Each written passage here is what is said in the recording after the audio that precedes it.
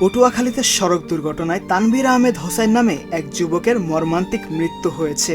গতকাল রোববার রাত আনুমানিক 11:15 উপজেলার বদরপুর এলাকায় মিজান মিষ্টির দোকানের সামনে একটি টোলের সঙ্গে মোটরসাইকেলের ধাক্কায় এ দুর্ঘটনা ঘটে। এতে তানভীর হোসেন গুরুতরভাবে আহত হন এবং মাথায় মারাত্মক আঘাত পান। স্থানীয়রা তাকে দ্রুত পটুয়াখালী মেডিকেল কলেজ হাসপাতালে নিয়ে গেলে কর্তব্যরত চিকিৎসক তাকে মৃত ঘোষণা করেন। নিহত তানভীর হোসেন শহরের গড়ের পুকুরপাড় এলাকার এফ ইউসুফের ছেলে।